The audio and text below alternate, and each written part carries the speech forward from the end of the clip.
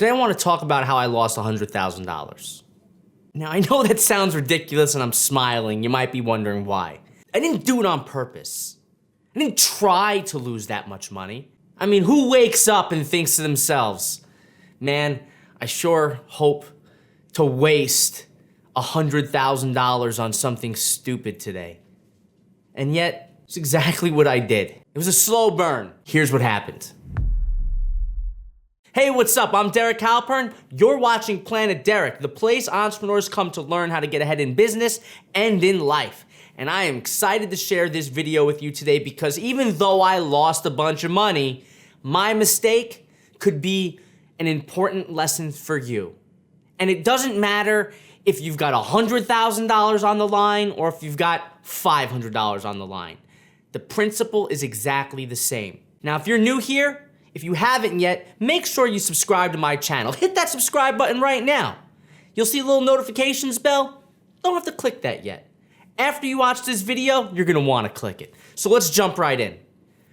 So how did I waste $100,000? Well, it's not like I wrote a $100,000 check to somebody and said, hey, here, and then they lit it on fire. It's not what happened. Here's what happened. I had an idea. I wanted to revolutionize the way I gathered leads on my website because I was sick and tired of giving an ebook, doing a webinar, sign up to my email list. It seemed so boring. Here's the course. Everyone was doing that. I needed to differentiate myself. I wanted to create something that people would see and want to opt into because it was cool. So I had an idea. One of the things that were working really well at the time were these dynamic quizzes. Not the whole what Game of Thrones character are you, even though those did really well as well.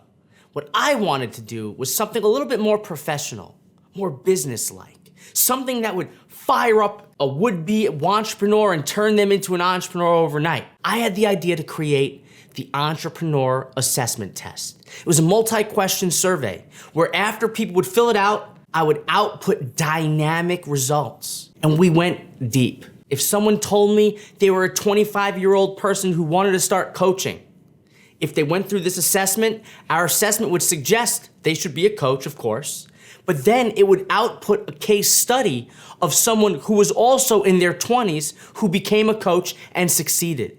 We had dynamic case studies with dynamic results. It felt amazing. It was truly a remarkable and useful tool. So I did the next best thing. We created this quiz. We created the dynamic results. There was more than like 50 options. Then we wanted to promote it. We needed to get people to opt into it, right? That's the whole point of making a quiz. Now, leading up to this point, you wanna know how the money adds up. Well, leading up to this, I had 2 team members working on the dynamic results for about 2.5 months. Now think about that. When you have employees and you dedicate their time to a project and you pay that employee, yeah, it's your employee's time, but you're also paying their salary. So if you look at how much you pay that employee and then you look at the output of that employee, that's how much that output costs. 2.5 months, 2 employees, right there, almost $25,000, right off the top, just on the content. It gets worse. We had to build out the technology. I didn't want to use some survey platform that already existed. I want to create my own technology that outputs these dynamic results instantly. And that's when the costs started to add up. We built our own little quiz app. Before you know, between that, the cost of the technology being built, the web design, the opt-in page design, costs started to skyrocket because we had 2 more people working on it, plus some additional people troubleshooting it. Now we're at probably close to about $45,000 or $50,000 spent. It gets worse. We're at about 45 or 50 grand at this point, but I'm so confident that this is going to change the game. It's gonna be the best thing that ever happened to my business. This was back in, let me pull it up. It was back in 2015.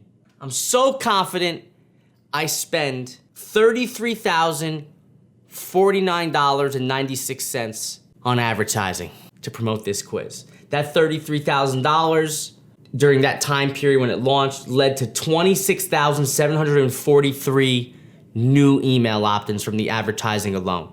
Seems like a success. We spent all this money building this platform, spent money to build it, and as you can see, the lead cost was very cheap. And then reality hit. Of those 26,743 people that opted in for my entrepreneur assessment test, it led to 4 sales of a $1,000 product. So there's right there $83,000 to make $4,000. What a disaster. Then we also spent more time trying to troubleshoot what happened, and before you know it, $100,000. Now here's why I'm sharing this. I know this seems like a train wreck, and in hindsight, it's easy to understand why what I did was so stupid. But here's the lesson, and this is what's important for you. It's very easy to get a good idea and think how great this idea is gonna be, and then to devote your time and your life into building out this idea just to find that your idea wasn't good to begin with. Your idea was a good idea, but bad at execution. And it's not that I implemented it wrong, we implemented it correctly. The problem is we had this good idea, and that's the problem. You see, a lot of people, when they get these good ideas, they invest their time, their money, their effort into building out these ideas to make it the best that it could be. They struggle with this desire to be perfect. Who doesn't? I mean, I do this, you do this, and sure, I might have wasted a bunch of money on this, but the same happens for a $500 web design, a $1,000 web design. It doesn't matter. We tend to invest our time, our effort into a project before we even know if the project's gonna work. That's a huge mistake. My $100,000 mistake is a huge lesson for me, but it's also a lesson for you. If you want to get started doing something new or even try a new project, a new endeavor, a new way to get leads, you need to minimize upfront costs as much as possible. It's not that I want you to cheap out or skimp out on things. It's that you need to figure out, how could I get this idea into the world with the least amount of money spent up front? And the reason isn't, again, to be cheap. The reason is so you can reality test it. Now, in hindsight, here's what I could have did. Before I went and spent 50 grand making all this content, creating all this tech, and then spending advertising money, before I did any of that, all I had to do was use one of those bogus little survey tools I talked about, had people fill out the answers to the questions, and had someone, an assistant if you will, respond to 100 or 200 people by hand without automating any of it. Now you might think, well, why would you not automate it? Why would you put a body on it when you could have a piece of technology do it for you? It's like, well, actually, I'll tell you why. Because had I had someone do 100 responses by themselves, how long would that possibly take? Let's say they spent an hour on every response. That's 100 hours, 2 weeks of work. An assistant that you pay what? Anywhere from 30 to 80 grand a year, whatever, depending where your location is, right? The real cost of that work is a couple $1,000s. And I could have seen much earlier if this would have been an idea worth pursuing. So now I'm showing you how I made this mistake and how I would revisit this problem. But it's very easy for me to say this in hindsight. The question is, how can you use this no matter what project you're about to pursue? And the answer is simple. The first rule, no matter what you're gonna do, what you're gonna build, whatever it is, rule number 1, put a body on it. What I mean by that is you should never automate anything with technology. Don't build out any web designs. Don't do any of that. Keep it as manual as possible. Make people reply to an email and manually respond. Make people fill out a survey and manually follow up. You don't need a web design. You don't need custom technology. You don't need any of that. Let's say you want to start a new business and you want to build a consulting business. Don't build a website.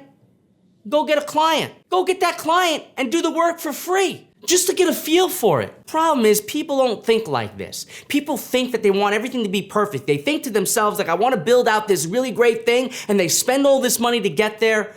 It's a mistake. I made this mistake before.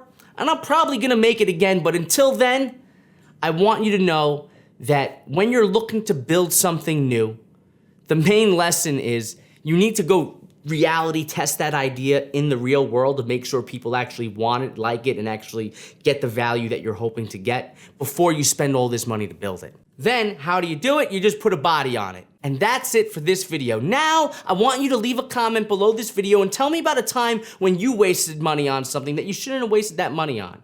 If it applies to something that started with a great idea and then turned out to be not such a great idea, share that story in the comments too. I'd love to hear it. For now, I'm Derek Halpern, you're watching Planet Derek, and if you're new here, you should hit that subscribe button and click that notifications bell if you found this video helpful. And I'll see you tomorrow.